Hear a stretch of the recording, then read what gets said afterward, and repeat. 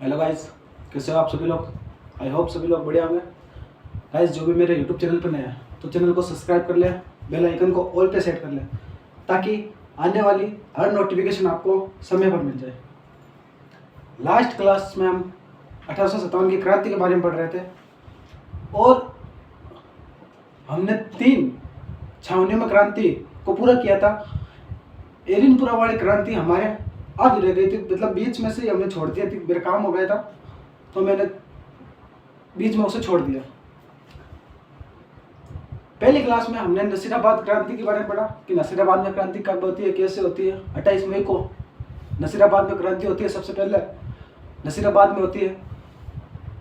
15वीं native Bengal native infantry द्वारा क्रांति की जाती है। बख्तावर के नेतृत्व में यह क्रांति होती है।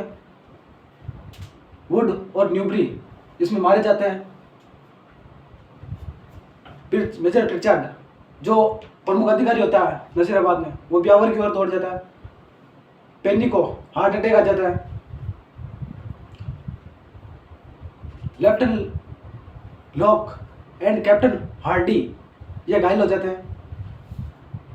30 मई को 30वीं एक और सेना होती है, वहां पर 30वीं नेटिव इन्फेंट्री, वो भी नसीराबाद की जो 15वीं नेटिव इन्फेंट्री थी उन विद्रोह के साथ मिल जाती है और वो नसीराबाद को लूट कर दिल्ली की ओर चले जाते हैं। ये बातें पढ़ी थी हमने नसीराबाद में। फिर हमने पढ़ा नीमच की क्रांति में हमने ये पढ़ा कि 2 जून को नीमच में एक बंदा होता है। नीमच के मालवा मध्य प्रदेश में पड़ता है। उस वक्त राजस्थान का ही पार्ट था। वहाँ का एक बंदा होता है, अंग्रेज अधिकारी होता है, कर्नल एबोट। कर्नल एबोट को जब ये पता चलता है कि नसीराबाद में कैसी ऐसी क्रांति हो गई है और भी इंड भारत में कई जगह क्रांति हो गई, तब उसको लगा कि नीमच में भी कहीं जो सैनिक है वो क्रांति ना कर दें। तो 2 जून को सभी सैनिकों को बुलाया और अंग्रेजों की वफादारी की कस्में खिलाई। लेकिन एक बंदा होता है मोहम्मद अली बेग। मोहम्मद अली बेग ने ये अवध का होता है, मैंने बताया था, इसकी पूरी कहानी के बारे में बताया लास्ट क्लास में, आप वहां से पढ़ सकते हैं। तो इसने अंग्रेजों के प्रति वफादारी की कसम खाने से मना कर दिया कि मैं नहीं खाता। फिर फाइनली 3 जून को हीरा सिंह के नेतृत्व में नीमच में क्रांति हो जाती है। कर्नल एबोट को गोली मार दी जाती है। जो नीमच के जो सैनिक होते हैं वो क्रांति से धन लूट के दिल्ली की ओर जा रहे होते हैं। तो शाहपुरा अभी तो जिला बन गया, पहले भीलवाड़ा में आता था। वहां के राजा लक्ष्मण सिंह ने नीमच के जो विद्रोही थे उन विद्रोहियों का स्वागत किया था। उसके अलावा मैंने ये बताया कि जैसे नीमच के ये विद्रोही आगे बढ़ते हैं तो एक जगह आती है देवली टोंक। मैंने देवली टोंक के बारे में भी बताया था कि ये जो देवली टोंक ये छावनी है और ये छावनी बनी थी कोटा कंटिजेंट के लिए। और कोटा कंटिजेंट उस वक्त गई हुई थी मथुरा। तो कोटा कंटिजेंट की जगह वहां पर एक दूसरी बटालियन थी, महिंदपुर बटालियन। जब 3 जून वाली ये सैनिक क्रांति करके दिल्ली की ओर जा रहे थे तो देवली टोंक से होते हुए जा रहे थे। तो 5 जून 1857 को ये महिंदपुर बटालियन भी विद्रोह के साथ जुड़ जाती है और किधर चले जाते हैं, दिल्ली की ओर।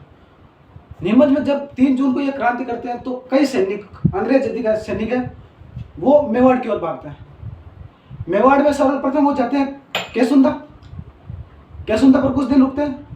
फिर केसुंदा से आगे जाते हैं डूंगला चित्तौड़ में। वहां पर एक किसान रुगाराम वो इनको शरण देता है।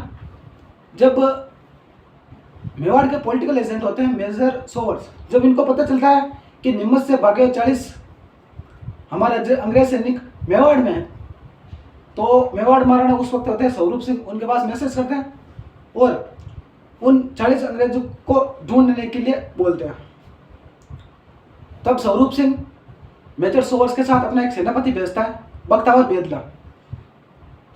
बेदला और मेजर सोवर्स डूंगला से उन 40 सैनिकों को लेके आते हैं, अंग्रेज सैनिकों को, और पिचोला झील के जग मंदिर के महलों में उनको शरण देता है। ये सवाल पूछे हैं। फिर हमने स्टार्ट किया था एरिनपुरा। जो एरनपुरा जो छावनी थी ये बनी हुई थी जोधपुर लीजियंस नाम की एक छोटी सैनिक टुकड़ी थी वहाँ उसके लिए। अब जोधपुर लीजियन थी, इनमें उत्तर प्रदेश के साइड के पूर्वीय सैनिक थे, वो पूर्वीय सैनिक भर्ती किए हुए थे। पूर्वीय सैनिकों की एक छोटी टुकड़ी जोधपुर लीजियंस में नियुक्त थी। लगभग 90 पूर्वीय सैनिकों को अपने सिरों में एक गांव पड़ता है लड़काना, वहां पर भेजा हुआ था। एक सामंत ने विद्रोह कर दिया था, तो उस सामंत के विद्रोह को दबाने के लिए इन 90 पूर्वीय सैनिकों को वहां पर भेजा हुआ था। अब उनको भी यह खबरें पहुंच रही थी कि नसीराबाद में भी क्रांति हो चुकी है, देवड़ी में भी क्रांति हो चुकी है, नीमच में भी क्रांति हो चुकी है। तो 21 अगस्त को इन पूर्वीय सैनिकों ने आबू में क्रांति कर दी। अब हमने क्रांति के दौरान पढ़ा था कि आबू एजीजी का मुख्यालय हुआ करता था। 1845 में एजीजी का मुख्यालय आबू कर दिया गया और 6 महीने वाली बात बताई थी। तो वहां पर एक बंदा था जो अंग्रेज का अधिकारी था उस वक्त, कर्नल होम। तो विद्रोहियों ने, पूर्वीय सैनिकों ने कर्नल हॉल के घर पर आक्रमण किया, उसको जलाया। हमारे एजीजी थे जॉर्ज पैट्रिक लॉरेंस, उनका पुत्र था अलेक्जेंडर, वो उस आबू की क्रांति में मारा जाता है। हमने ये पढ़ा था। जो पूर्वीय सैनिक थे जो आबू में क्रांति कर रहे थे, वो आबू का सारा धन लूट के कहाँ आ गए, एरिनपुरा आ गए, और एरिनपुरा से अपने बाकी साथियों के साथ किधर जाने लगे, दिल्ली। लेकिन दिल्ली जाने से पहले वो जा रहे थे जब, तो पाली में एक जगह पड़ती है खेरवा। उस खेरवा नामक स्थान पर इन विद्रोहियों की मुलाकात कुशाल सिंह चंपावत से होती है। कुशाल सिंह चंपावत था, ये अहुआ का सामंत था। अहुआ मारवाड़ का प्रथम श्रेणी ठिकाना था। उस वक्त मारवाड़ के जो राजा थे वो थे तख्त सिंह, और तख्त सिंह उस वक्त एक छोटा सा जागीर होती है, एक छोटा सा ठिकाना होता है बिठोड़ा। उस बिठोड़ा का सामंत कानजी पटेल को बना देता है। कुशाल सिंह चंपावत इसका विरोध करता है और कानजी को जाके मार देता है। इससे तख्त सिंह और कुशाल सिंह चंपावत के बीच में अनबन होना शुरू हो जाती है, बनना बंद हो जाती है। और मैंने ये भी बताया था कि तख्त सिंह इधर से गोद लेकर जोधपुर का राजा बनाया गया था, तो उससे मारवाड़ के साइड के इधर की परंपराओं के बारे में ज़्यादा पता नहीं था। तो कुशाल सिंह चंपावत के अलावा भी कई ऐसे सामंत थे जिसकी तख्त सिंह से नहीं बनती थी। तो कुशाल सिंह चंपावत एरिनपुरा वाले से विद्रोहियों से मुलाकात करता है और उनको अहुआ लेकर आता है। जब इस बात की पता अंग्रेजों को चलती है, तो अंग्रेज तख्त सिंह को बोलते हैं कि भाई एरिनपुरा के वो जो क्रांतिकारी है, जो विद्रोही है, उनको आपका कोई अहुआ का सामंत है कुशाल सिंह, वो शरण दे रहेगा, आप देखो आपके अंडर का मामला है। उस वक्त तो मारवाड़ का जो पॉलिटिकल एजेंट था मोक मोहसन,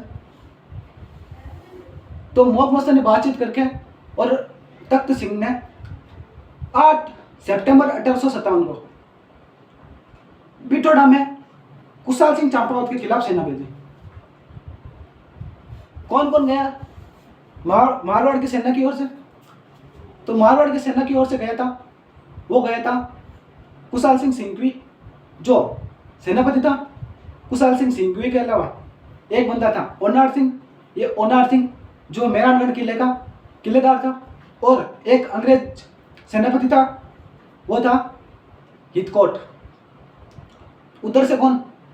तो कुशाल सिंह चंपावत, एरिनपुरा के सैनिक, और जो अन्य सामंत जिनकी तख्त सिंह से नहीं बनती थी, वो भी कुशाल सिंह चंपावत के साथ लड़े। इसमें ओनार सिंह मारा जाता है। यह सवाल पूछा हुआ है कि मारवाड़ का किलेदार किस युद्ध में मारा जाता है? बिठोड़ा का युद्ध में। किस क्रांति से संबंधित है या किस छावनी से संबंधित है? तो एरिनपुरा। यह बात है 8 सितंबर 1857 में। कौन मारा जाता है? ओनार सिंह। कहते हैं कि रॉयल जो अंग्रेजों की रॉयल सेना थी और मारवाड़ की सेना थी, इसमें 76 लोग मारे जाते हैं। यहां तक हमने कल पढ़ा था। आज हम पढ़ेंगे कि जब 8 सितंबर को यह युद्ध हुआ,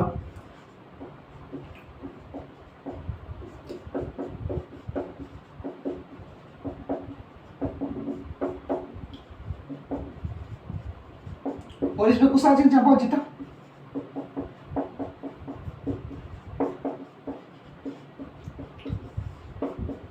इसमें कुशाल सिंह जीत जाता है। जब एजीजी को इस बात का पता चलता है कि एक छोटे से ठिकाने के सामंत ने रॉयल सेना और अंग्रेजी की दोनों सेना को हराया, यह सवाल भी पूछा हुआ है कि अंग्रेजों की सेना और मारवाड़ की सेना दोनों को हराने वाला बंदा था, तो वो था कुशाल सिंह चंपावत। अभी एक युद्ध के बारे में अपन और बात करेंगे, करते हैं अभी। तो एजीजी को जब पता चलता है जॉर्ज पैट्रिक लॉरेंस को, तो वो मैसेज करता है मारवाड़ के पॉलिटिकल एजेंट को, मोहम्मद मसन को, कि तो मारवाड़ से सेना लेकर आ और मैं इधर अजमेर से सेना लेकर आता हूँ। अजमेर मुख्यालय था एजीजी का, और दोनों साइड से मिलकर इस बार इस कुशाल सिंह चंपावत को मारेंगे।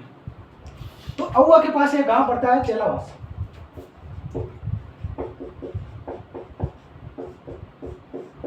यह कब होता है? 8 सितंबर, इसके 10 दिन बाद में 18 सितंबर।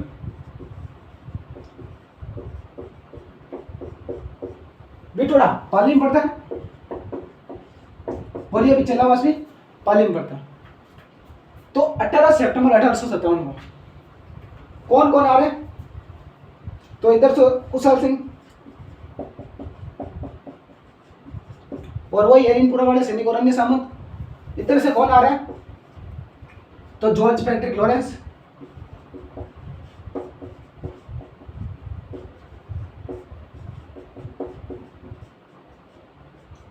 और मैकमोसन।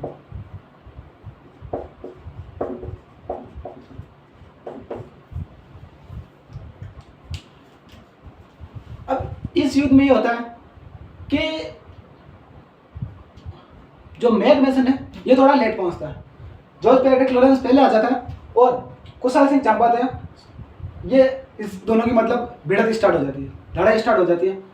और ये जॉर्ज पैट्रिक लॉरेंस की जो सेना होती है उनको बहुत बुरा मारता है, पीछे तक धकेल देते हैं। तो रुक जाते हैं एक बार कि मैकमोसन आएगा, फिर दोनों साथ मिलकर लड़ेंगे। मैकमोसन बावड़ा आता है, बहुत बड़ा जीव था, आके देखता है कि इधर एरिनपुरा वाला सैनिक और कुशाल सिंह चंपावत वाली सेना खड़ा है और उधर जॉर्ज पैट्रिक वाली सेना खड़ी है। इसको यह पता ही नहीं चला कि हमारे बंदे कौन है। एरिनपुरा के जो सैनिक थे, इन सैनिकों के पास वही कपड़े थे जो अंग्रेजों ने दिए थे, क्योंकि अंग्रेज को ही पहले अंग्रेजों की जो सेना थी और अंग्रेजों ने इनको क्या दी थी, जो वर्दी दी थी, जो कपड़े दिए थे वही पहने हुए थे, दूसरे कपड़े तो लाए नहीं थे, चेंज नहीं हुए थे। तो ये अपने जॉर्ज पैट्रिक लॉरेंस की सेना के पास जाने के बजाय ये जो कुशाल सिंह चंपावत वाली सेना थी इनके पास चला गया कि अपनी सेना। और इधर से ये कुशाल सिंह चंपावत वगैरह एरिनपुरा के सैनिक जॉर्ज पैट्रिक लॉरेंस को पीछे तक धकेल चुके थे, तो जीत के नारे लगा रहे थे, जय जय बम बम भोले लगा रहे थे, जीत के नारे लगा ही रहे थे। तो जॉर्ज पैट्रिक मैकमोसन ने सोचा होगा बावड़े ने कि अपनी सेना जीती है, हम ही जीते हैं, इसलिए नारे लग रहे हैं। तो वो जॉर्ज पैट्रिक लॉरेंस की ओर जाने की बजाय इधर चला गया। इधर बावड़े को बहुत बुरा मारा, गला काट लिया इसका, इसमें जीत जाता है। इसमें मैकमोसन होता है,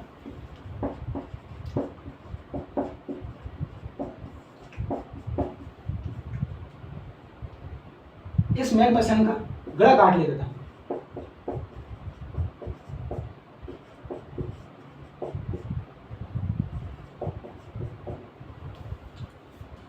और अहुआ का जो किला था उस किले के बाहर लटका दिया गया।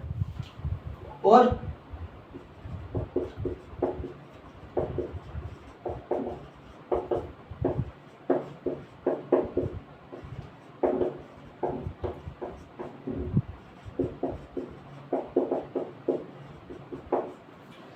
के किले के बाहर लटका दिया। किसको?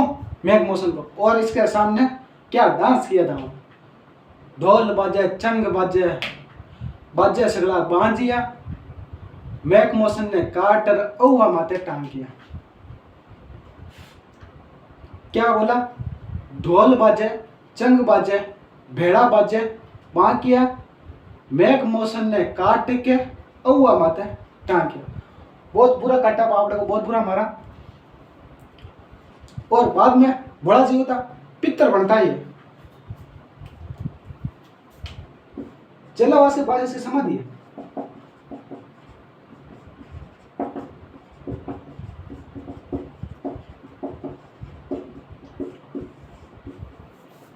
एक ऐसे मैंने बताया था ब्यावर के एक बंदा डिक्सन के बारे में, वो भी है।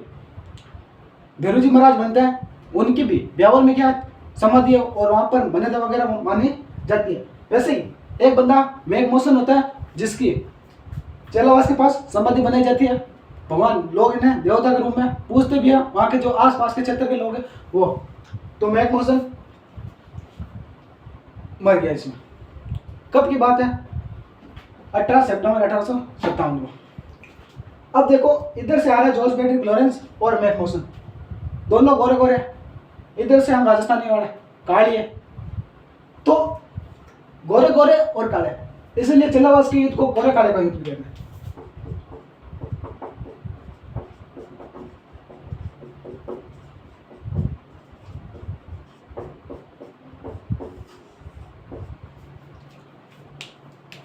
ठीक है भाई, तो इसमें भी कुशासन चंपावत जीत जाता है। जब ये बात पता चलती है और जॉर्ज फ्रेडरिक लॉरेंस तो बाबा भाग जाता है, देखते नहीं है। जब ये बात पता चलती है एजीजी को, लॉर्ड कैनिंग उस वक्त एजीजी होते हैं, गवर्नर जनरल, उनको बस जब ये बात पता चलती है कि वापस जाओ आप युद्ध करो, हमारे पॉलिटिकल एजेंट को मार दिया, ऐसा थोड़ा ना होता है। तो इस साधारण बंदा हमारे एजीजी को मार के चला गया, मार के क्या काट कर दिया, उसको घंटी काट दी, बोली आपको जाना बदला लेना। भाई एजीजी ने कहा मैं नहीं जाने वाला। वहां पर एक माता जी आते हैं, सुगंध माता,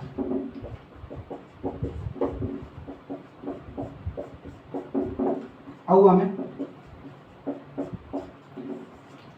कहानी ये होती है कि सुगंध माता के बारे में ये कहा जाता है कि इन युद्धों में कोई भी बंदा मरता तो यह सुगंध माता के पास जाते और सुगंध माता इनको वापस जीवित कर देती।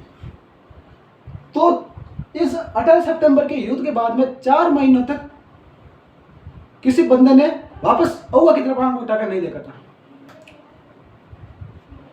यह तक कि जॉर्ज फ्रेडरिक लॉरेंस भी ने कहा कि मैं नहीं जाने वाला। भाई कितनों को भी मार दो, वो तो वापस जिंदा करवा लेते हैं, इनके पास ऐसी ऐसी कोई माता जी है। तब तो सिंह ने भी बहुत कहा कि आप आओ तो सही, माता जी ने प्रसाद मैं चाड़ दें, माता जी ने मैं से लड़ लिया, मैं बात कर लिया, माता जी मांगे मिलने वाला मामला है, ते आओ। मना कर देखो नहीं। 4 महीने बाद बाहर से सेना आती है, दिल्ली से एक बंदा आता है, कर्नल होम्स। इस बार डायरेक्ट औवा पर आक्रमण किया जाता है। 4 महीने बाद 20 जनवरी 1858 को औवा पर सीधा औवा का आक्रमण कहते हैं, इसको औवा का युद्ध कहते हैं। इस औवा पर आक्रमण करते हैं। इधर से आते हैं कर्नल होम्स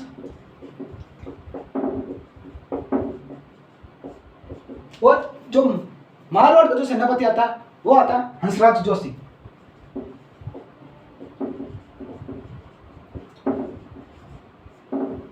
और इधर से कुशाल सिंह चंपावत। इसमें ओनली कुशाल सिंह चंपावत होते हैं, एरिनपुरा वाले सैनिक इस युद्ध में नहीं होते, क्योंकि 4 युद्ध लड़ रहे हैं, सॉरी 2 युद्ध लड़ रही है। कौन कौन से? बिठोड़ा वाला और चेलावास वाला। अब 4 महीने रुक नहीं सकते, ये दिल्ली की ओर चले गए। ये मैं कहानी अभी आपको आगे बताऊंगा कि दिल्ली में भी इनको हरा दिया जाता है। अंग्रेज अधिकारी होता है गर्राट, वो इसको हरा देता है नारनौल में, अभी बात करेंगे आगे। तो इसमें एक ओनली बंदा लड़ता है, कुशाल सिंह चंपावत। जब इसको लगता है कि भाई मामला पार नहीं पड़ेगा, तो इसका एक भाई होता है पृथ्वी सिंह, और पृथ्वी सिंह एक गांव होता है लांबिया ठिकाना होता है, उस लांबिया का सामंत होता है, इसलिए उसे कहते हैं पृथ्वी सिंह लांबिया। तो इस अहुआ के युद्ध का बाद में नेतृत्व करता है, वो करता है इनका भाई। बाद में इस युद्ध का नेतृत्व किया था वो इनका भाई होता है पृथ्वी सिंह लांबिया।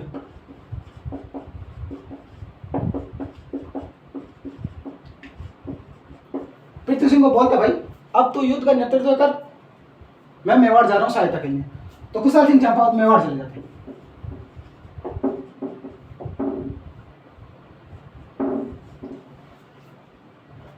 मेवाड़ में दो बंदे मुख्यतः इनको शरण देते हैं, एक सलूम्बर का केसरी सिंह, और एक जगह पड़ती है कोठारिया राजसमंद में, वहां का चौध सिंह, इनको शरण देता है। तो दो बंदे याद रखना शरण देते हैं, एक सलूम्बर और एक जो कोठारिया राजसमंद में पड़ता है।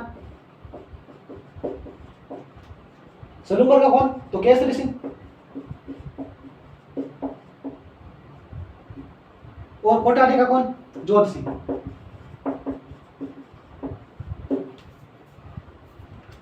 अब मेवाड़ का राजा कौन, स्वरूप सिंह।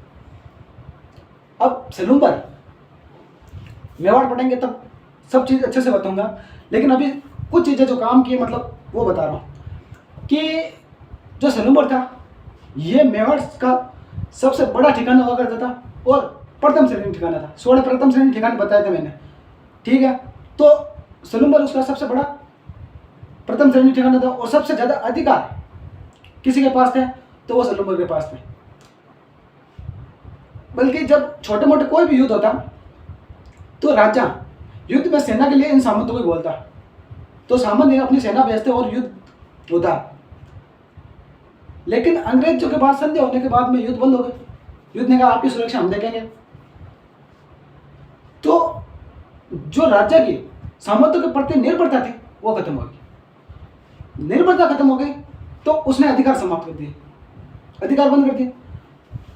तो केसरी सिंह ये इसीलिए शरण देता है कि तुमने हमारे अधिकार खत्म किए, हम अंग्रेजों के जो विरोधी है उनको शरण देंगे। तो केसरी सिंह तो खार खाया हुआ था कि या तो मेरे अधिकार वापस कर, या सलूम्बर के जो सामंत होता है उसके पास एक और अधिकार होता है कि वो मेवाड़ का राजा बना किसी को भी राजा बना सकता है। तो कहा कि अगर मेरा या तो मेरा अधिकार वापस कर, या चित्तौड़ में मेवाड़ का नया राजा बनेगा। ये अधिकार हमारे पास अभी तक है, लेकिन स्वरूप सिंह इतना ध्यान नहीं देता। तो केसरी सिंह सलूम्बर का जो जोध सिंह को सॉरी इसको कुशाल सिंह चंपावत को क्या देता है, शरण देता है। ये बात आप ध्यान रखना। लगभग ये बात है 1858 की, 20 जनवरी की। कुशाल सिंह चंपावत चला जाता है, नेतृत्व पृथ्वी सिंह लांबिया करता है। 4 दिन तक युद्ध चलता है। फाइनली 24 जनवरी को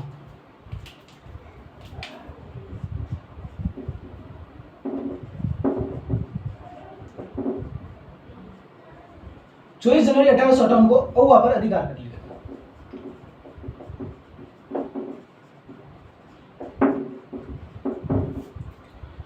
कब, तो 24 जनवरी 1858 को अधिकार करते ही सबसे पहले कहते हैं कि वो सुगल माता मूर्ति को लाओ, उनको ले जाओ, वो फिर चिंता करेगी वरना। तो जो सुकाली माता की जो मूर्ति होती है उनको पहले रखते हैं आबू में, आबू के एक हॉल होता है वहां पर रखते हैं, और बाद में इसे अजमेर में राजपूताना म्यूजियम में रखते हैं।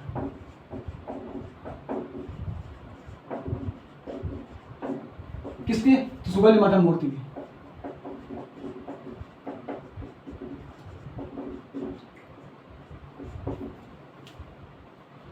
ये राजपूताना जो म्यूजियम है ये मैगजीन का किला है, अकबर ने बनाया था जब अपन हल्दी घाटी का युद्ध पढ़ेंगे उस वक्त बनाया था। तो ये जो मैगजीन का किला है ये अंग्रेजों का शस्त्रागार हुआ था, अंग्रेज यहाँ पर अपने हथियार वगैरह रखता था। तो बाद में ये म्यूजियम के रूप में काम लिया जाने लगा, तो ये राजपूताना म्यूजियम। लेकिन जब भारत आज़ाद हो गया था, आज़ादी के बाद में इस मूर्ति को वागड़ संग्रहालय में पाली में अभी मैं आगे वापस लेकर दूंगा, वहां पर रख दिया गया। तो 24 जनवरी 1858 को वहां पर क्या हो जाता, अधिकार हो जाता। काफी दिन तो ये उधर उधर कुशाल सिंह चंपावत फिरता है। फिर फाइनली 8 अगस्त 1860 को वही नीमच के जो अधिकारी होते हैं वहां पर सरेंडर कर देता कि भाई हाथ ऊंचा कर लेता हूं। तो ये मिटा देता हूं।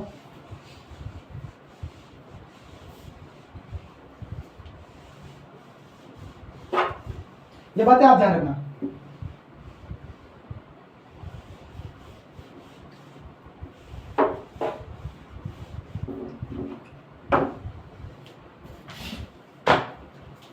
तो कुशाल सिंह चंपावत के बारे में वापस बात करते हैं कि कई दिन तो ही है मेवाड़ में भटकते हैं, कभी केसरी सिंह के पास, कभी जोश सिंह के पास, लेकिन का अब मामला नहीं बैठेगा। तो फाइनली 8 अगस्त 1860 को नीमच में सरेंडर कर देते हैं।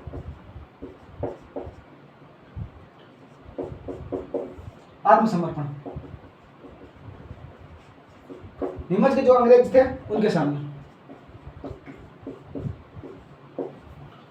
कि पकड़ो भाई, काफी टाइम हो गया दौड़ते हुए इसको। कुशाल सिंह चंपावत वही नहीं, यहाँ क्या वही है कि फांसी लगाओ। कुशाल सिंह चंपावत कुशल क्रांतिकारी था या नहीं था इसके बारे में तो पता नहीं, कह नहीं सकता, लेकिन चालू आदमी बहुत बड़ा था। जब अंग्रेजों ने कहा, अंग्रेजों के जितने भी जो क्रांतिकारी हुए, जितने भी अंग्रेजों के विरोधी हुए, उनको या तो फांसी लगा दी गई या जिंदगी भर जेल में रखा गया, पड़ताल नहीं दी गई। कुशल सिंह एकमात्र ऐसा विरोधी था जो अंग्रेजों की सजा से बच गया।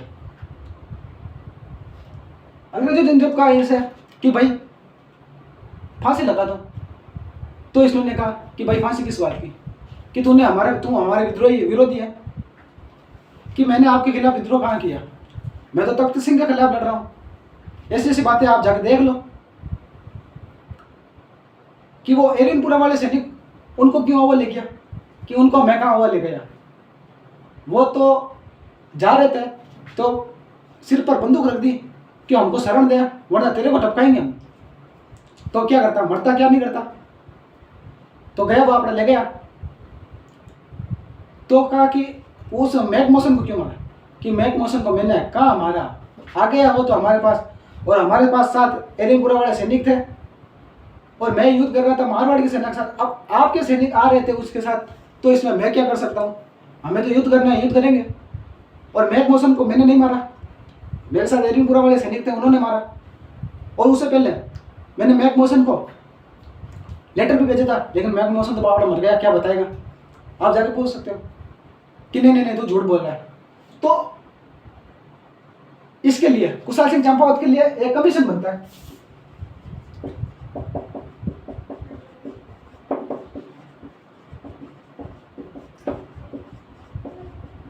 टेलर आयोग इसकी जांच के लिए बनाया गया ताकि जांच करो सच बोल रहे हैं झूठ बोल रहे हैं। टेलर ने बाप ने बहुत जांच की, बहुत खोजबीन की, का यार गलती नहीं है, इसे आजाद कर दिया, निर्दोष पाया गया। कुशल सिंह चंपावत ने कहा कि भाई निर्दोष हूं, लेकिन कुशल सिंह चंपावत जब चला गया तो तख्त सिंह ने अहुआ पर अधिकार कर लिया। तो कुशल सिंह चंपावत ने अंग्रेजों से कहा भाई ठिकाना तो पाछा दिलाए दो। तो अंग्रेज तख्त सिंह को बात करे, लेकिन ठिकाना तो है वो नहीं। बाद में उदयपुर में अपना अंतिम समय बिताया है।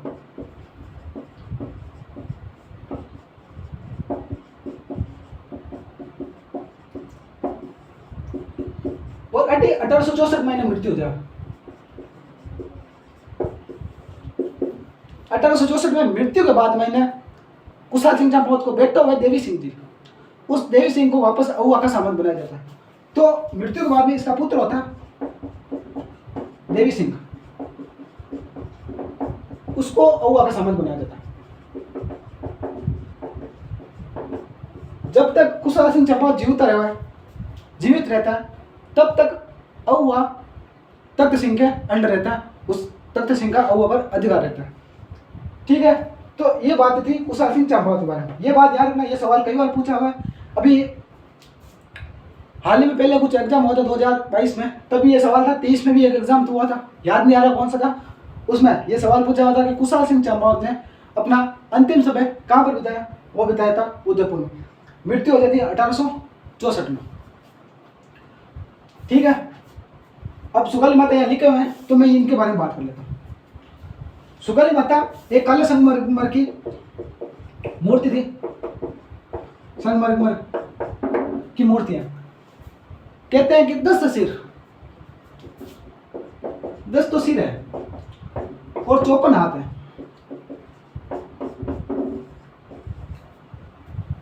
10 सिर और 54 हाथ की एक काले संगमरमर की मूर्ति है। कहां पर? औवा में।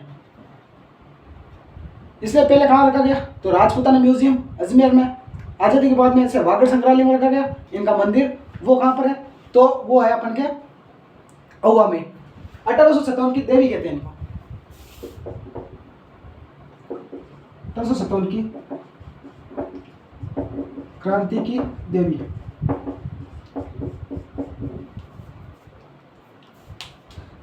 ये जो औवा में जो घटनाएं होती हैं,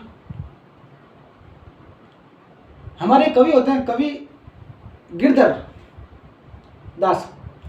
कवि गिरधर दास ने इस औवा के विद्रोह को भारत का स्वतंत्रता संग्राम का, कवि थे गिरधर दास। इन्होंने जो औवा का जो संघर्ष था, इस औवा के संघर्ष को भारत का स्वतंत्रता संग्राम का।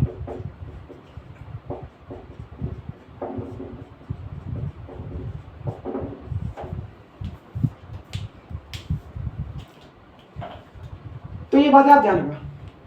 अब हम चलते हैं एरिनपुरा वाले में कि एरिनपुरा के जो सैनिक थे वो किधर चले गए? दिल्ली की ओर। उनके बारे में अभी बात करते हैं।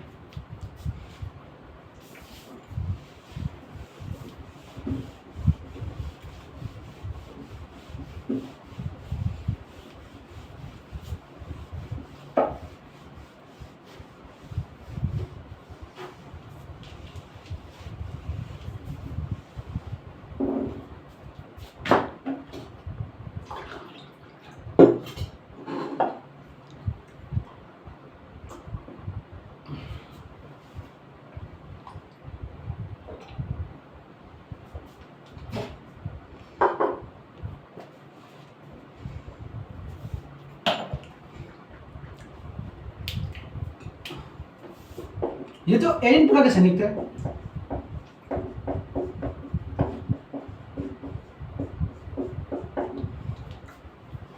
इन सैनिकों के साथ 3 सामंत गए थे। एक थे शिवदास सिंह, ये शिवदास सिंह अशोक, ये अशोक के सामंत है।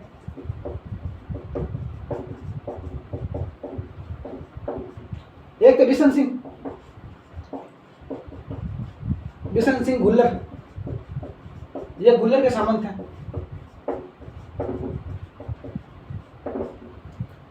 एक थे अजीत सिंह,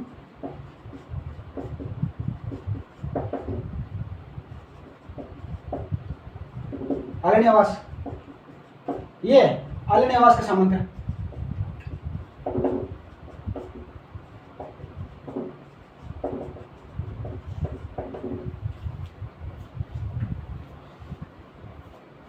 युद्ध कब हो रहे हैं? सितंबर में। 10 अक्टूबर को ये निकलते हैं औवा से। एरिनपुरा के सैनिकों के साथ शिवदास सिंह अशोक, बिशन सिंह गुल्लर और अजीत सिंह। इन जो शिवदास अशोक है, इनके नेतृत्व में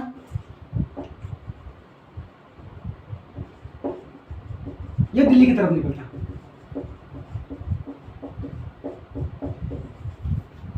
कब निकलते हैं? 10 अक्टूबर को।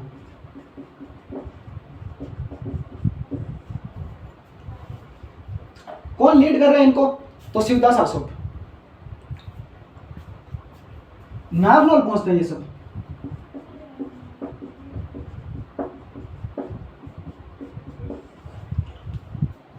सोलह नवंबर को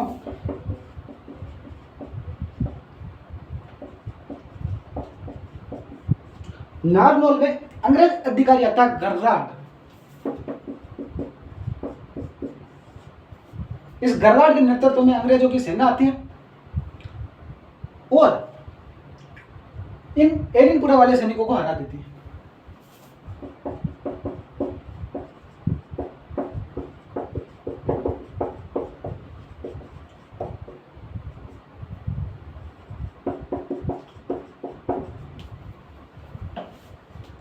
ठीक है, तो कहां पर? नारनौल में पराजित कर दिया एरिनपुरा के सैनिकों को। ये शिवदास आसोप थे। इन तीनों की, जोधपुर के राजा तख्त सिंह थे, इनकी जागीरें जब्त कर ली। लेकिन बाद में शिवदास आसोप की तो जमीनें, जो जागीर थी, वो वापस दे दी गई। लेकिन जो बिशन सिंह गुल्लर थे और अजय सिंह थे, इनको जागीर नहीं दी गई। ये बाद में डाकू बने।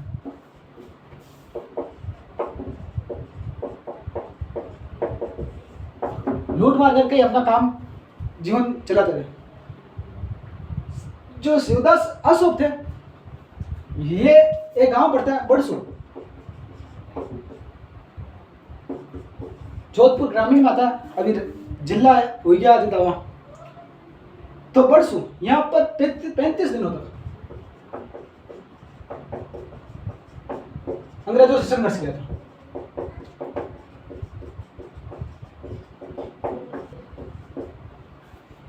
इस नारनौल के बाद में भी शिवदास आसोप है, वो बड़सू में अंग्रेजों के खिलाफ 35 दिन तक क्या कर रहे हैं? संघर्ष कर रहे हैं। कौन? शिवदास आसोप। तो ये बातें आप ध्यान रखना। अहुआ का मैंने बताया था सुबेरी माता।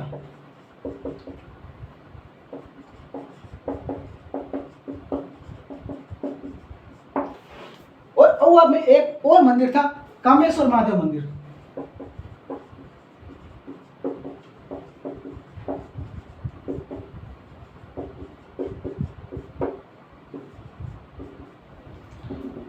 ये 1857 की क्रांति के प्रमुख केंद्र थे।